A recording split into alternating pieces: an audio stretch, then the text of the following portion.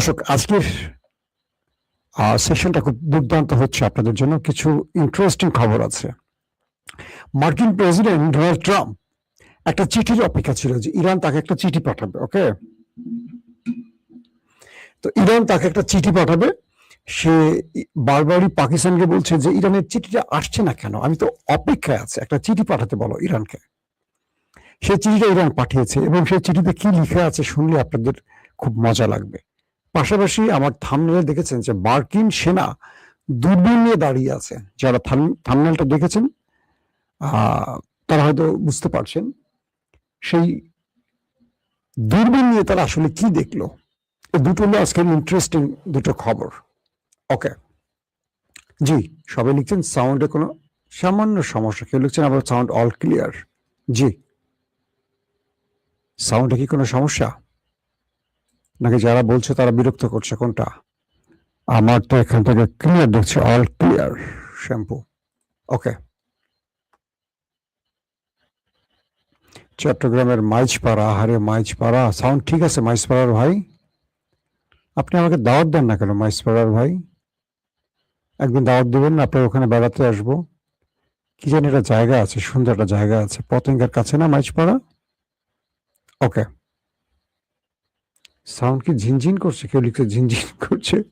ঝিনঝিন কি জিনিস ভাই?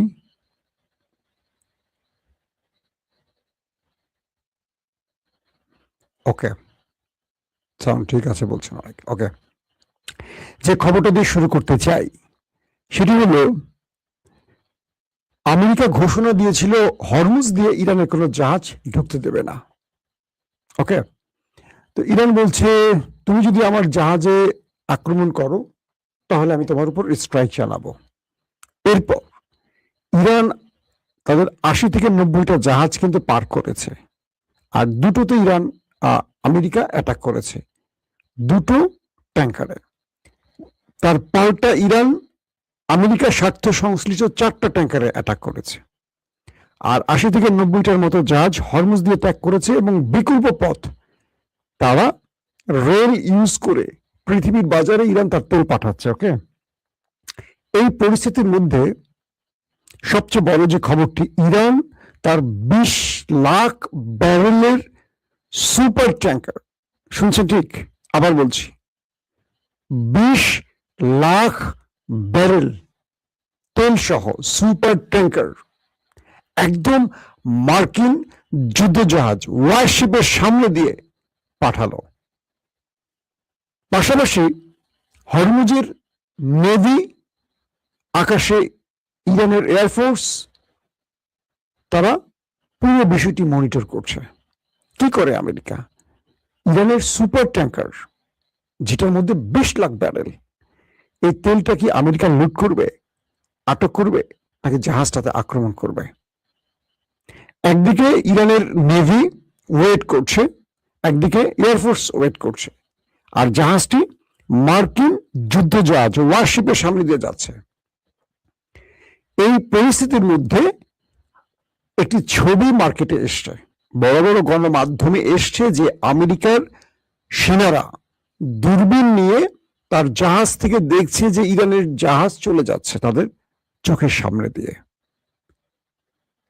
এই দৃশ্যটি পৃথিবীকে প্রমাণ করেছে যে ইরানের ভয়ে আমেরিকা কতটা নতজানু হয়ে গেছে, যে তারা দেখছে কিন্তু ওই জাহাজকে টোকা দেওয়ার সাহস করেনি। নেপথ্যের আসলে কারণটা কি ঘটেছে? কারণটা ঘটেছে, ইরান বলেছিল আমেরিকাকে, যদি আমার এই জাহাজে আমেরিকা কোনো অ্যাটাক করে, মূল কাহিনী কি, কেন শুধু দূরবীন দিয়ে দেখলো আমেরিকা অ্যাটাক করলো না বা ওইটাকে আটক করলো না? এই জাহাজটি পরিচালনার আগে ইরান মার্কিন যুক্তরাষ্ট্রকে বলে দিয়েছে, আমার এই তেলের ট্যাঙ্কারে যদি আমেরিকা কোনো প্রকার অ্যাটাক করে তাহলে যুদ্ধ শুরু। কারণ তোমার যে ওয়ারশিপ সাগরে আছে সেটাকে ডোবানোর জন্য আকাশে আমার ড্রোন বসে আছে। আমেরিকা দূরবীন দিয়ে আকাশে তাকায় দেখে এই ড্রোন তো দেখা যাচ্ছে না, অনেক উপরে। অর্থাৎ ইরান বলে দিয়েছে, তোমার ওয়ারশিপের উপর আমার ড্রোন দাঁড়িয়ে আছে, তুমি যখনই আমার জাহাজকে টার্গেট করবে ওই ড্রোন থেকে মিসাইল পড়বে তোমার ওয়ারশিপে, তোমার সব সেনারা সোলাররা পানির নিচে চলে যাবে। এবং ইরান থেকে একের পর এক মিসাইল আসা শুরু করবে তোমাদের টার্গেট করে। কই পালাবা চিন্তা করো। আমেরিকার ইরান এই থ্রেটটি যখন আমেরিকাকে দিয়েছে, আমেরিকা আর সাহস করে নাই যে ইরানের এই জাহাজে আক্রমণ করে কোন বিপদে পড়ি। ইরান বিরচিত ভাবে মার্কিন যুক্তরাষ্ট্রের নাকের ডগা দিয়ে চোখের সামনে দিয়ে চলে গেছে, আর তারা চেয়ে চেয়ে দেখেছে। একটা গান আছে না, চেয়ে চেয়ে দেখলাম তুমি চলে গেলে, তাই না? হ্যাঁ ভাই, মাইসপাড়ার ভাই বলেন, গান ঠিক আছে? আসেন এই খবরটি এখানে একটু পজ দেই, আসবো আবার। দ্বিতীয় গুরুত্বপূর্ণ খবরটি কি শোনেন। পাকিস্তানকে বারবার ডোনাল্ড ট্রাম্প বলছে, মিস্টার আসিম মনির, কোথায় আমার চিঠি? একটা চিঠির জন্য ওয়েট করছি, আমার তো একটা ফেস সেভিং দরকার খুব। আগামী নির্বাচনে আমি হেরে গেলে তো আমার রাজনীতিও শেষ, আমার ডেমোক্রেট আমার রিপাবলিকানদেরও ইজ্জত শেষ। তার অনেক আশা ভরসা করে আমাকে বসিয়েছিল এই চেয়ারে। আসিম মনির বলল যে চিঠি আসবে স্যার, একটু ওয়েট করেন, একটু ওয়েট করেন। শেষ পর্যন্ত ডোনাল্ড ট্রাম্প বিমানে উঠলেন কোন একটি গুরুত্বপূর্ণ সফরে। আজকে মার্কিন অনেক গণমাধ্যমে ছবিটি রিলিজ হয়েছে। তো সেই বিমানে বসে যখন ডোনাল্ড ট্রাম্প, তখন হঠাৎ করে তার কাছে চিঠিটা আসে, মিস্টার প্রেসিডেন্ট, হেই আপনার চিঠি। ট্রাম্প হাসি মুখে চিঠিটা খুললেন, ক্যামেরাগুলো ধরে রাখলো তার দিকে। আহা হা, ভালোবাসার প্রথম চিঠি কেমন লাগে বলেন? যারা প্রেমের চিঠি পেয়েছেন, চিঠিটা খুলতে কেমন লাগে একবার চিন্তা করেন তো। এখন তো প্রেমের চিঠি কেউ লেখে না, সব মেসেজ করে। ডোনাল্ড ট্রাম্পের ক্যামেরাগুলো তার দিকে তাকিয়ে আছে, তিনি চিঠিটা খুললেন। খুলে তিনি পড়তে শুরু করলেন, আর তার চুলগুলো উপর দিকে সজরের মতো খাড়া হওয়া শুরু করলো। ট্রাম্পকে ইরান শর্ত দিল, নাম্বার 1, যে তুমি হরমুজে তোমার যে নেভাল ব্লকেট, এটি বন্ধ করে তুমি পালাও, তুমি নেভাল ব্লকেট খুলে দিবা, এখন এখানে তুমি আর থাকতে পারবে না, তুমি এখান থেকে চলে যাও, নতুবা আমি অ্যাটাক করব। 2 নম্বর শর্ত কি দিল,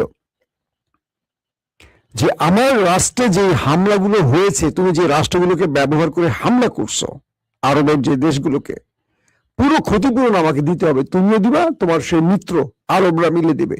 200-300 বিলিয়ন মার্কিন ডলার যে ক্ষতি করছো আমার দেশে হামলা করে, পুরো দায়ের ভার তোমাদের, এবং তোমরা সেই ক্ষতিপূরণ দিবা, নতুবা আরবের কোন তেল হরমুজ প্রণালী দিয়ে আসা যাওয়া করতে পারবে না।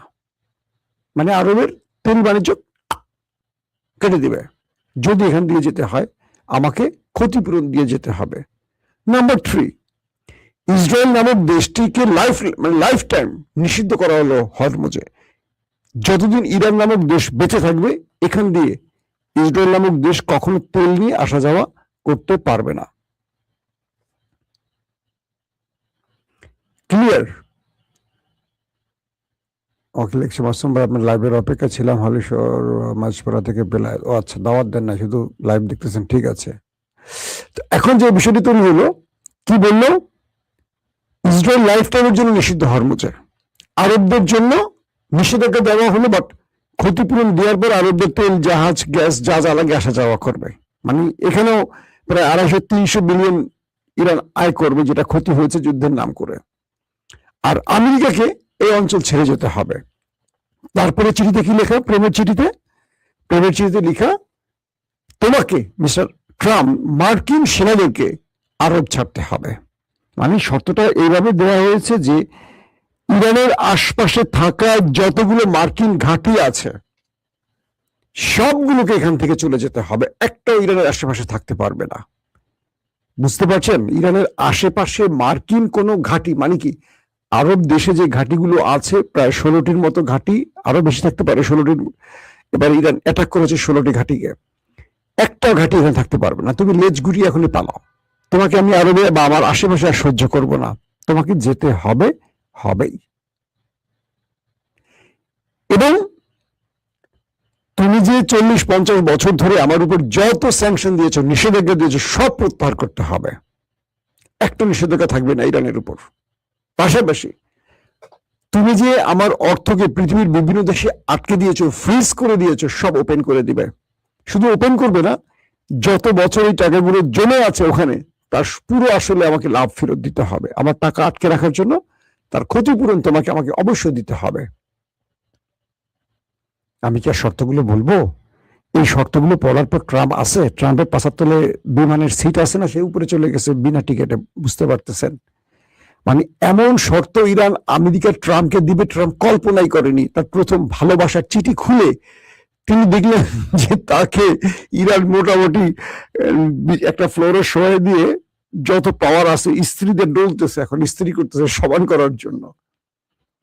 এই চিঠি পড়ে মোটামুটি তার মাথা নষ্ট হয়ে গেছে। ট্রাম্প সাহেব কি করবেন বুঝতে পারছেন না। এই চিঠির জন্য কি তিনি অপেক্ষা করছিলেন? দর্শক, তো এই অবস্থায় ট্রাম্প খেপে গেলেন। আবার আমেরিকাকে দুদিনের আলটিমেটাম, কি বলে, মানে দুটো শর্ত জুড়ে দিয়েছে ইরান, একদম ডাইরেক্ট বলছে, মিস্টার প্রেসিডেন্ট ট্রাম্প, তোমার জন্য আমাদের দুটো শর্ত আছে, দুটো অপশন তোমাকে আমরা দিয়ে রাখি। এক, হয় তুমি তোমার সেনা নিয়ে ইরানে অ্যাটাক করো, তোমার সকল শক্তি নিয়ে ইরানে অ্যাটাক করো, নতুবা তুমি আমাদের শর্ত মেনে নাও। আমরা যে তোমাকে 14টার মতো শর্ত দিয়েছে, মানে আজকে যে শর্ত ইরান আমেরিকাকে দিয়েছে, সেখানে মোট 14টা শর্ত দেয়া হয়েছে। আগে ছিল 10টা, আরো 4টা বাড়াইছে ইরান। খেলা কোন দিকে যাচ্ছে বুঝতে পারছেন?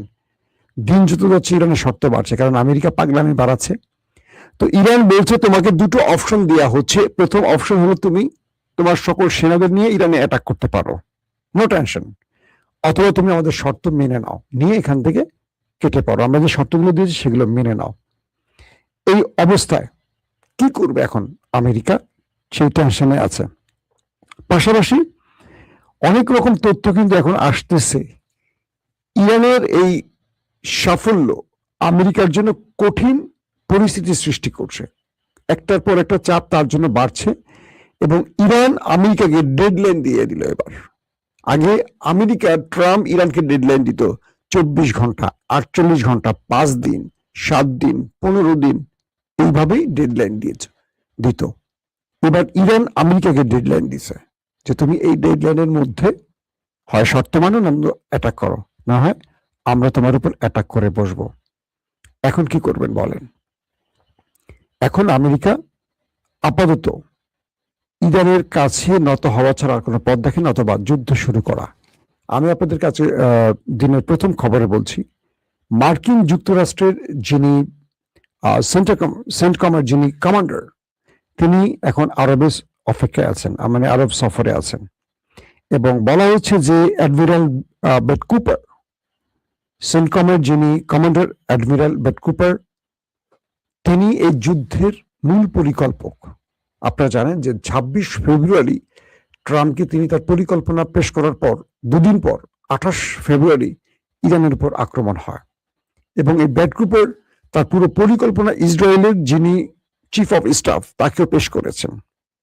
এরপর তিনি আরবে সফরে গেছেন, কারণ এই যুদ্ধটা আরব থেকে নিয়ন্ত্রণ করা হবে, এবং আরবে আমেরিকা হিউজ পরিমাণ সামরিক অস্ত্র এগুলো মোতায়েন করছে।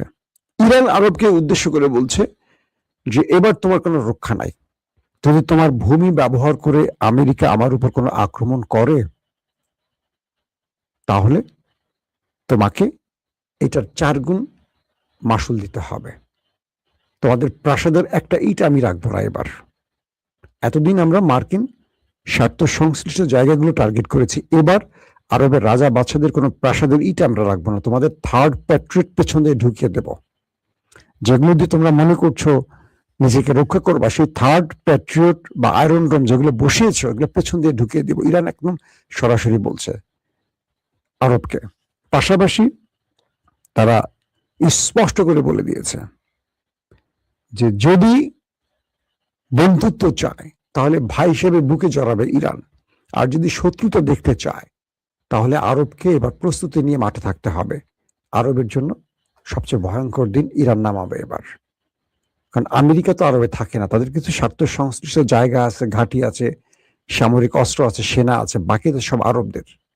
এবার ইরানের যে 80,000 বা 1 লক্ষ মিসাইল রেডি আছে বা ড্রোন রেডি আছে, এর অর্ধেক যদি আরবে মারে, আরবের আর কিছু থাকা লাগবে না। বুর্জ খলিফা দেখবেন মাটিতে কাঁথে পড়ে আছে। তো এই বিষয়গুলো একটার পর একটা আসছে। তো এখন আরবের ভেতর থেকে যুদ্ধের পরিকল্পনা তৈরি হচ্ছে। ট্রাম্প এখন যুদ্ধের দিকে হাঁটবে নাকি ইরানের 14টা শর্ত মানবে, সেটা নিয়ে এখন মূল আলোচনা চলছে। দর্শক, আমি এই সময় আর সংবাদটা বাড়াবো না, আমার কাছে আরো অনেকগুলো গুরুত্বপূর্ণ খবর ছিল, আজকে দিতে চাচ্ছি না, কারণ আপনারা চান একটু সংক্ষিপ্ত খবর।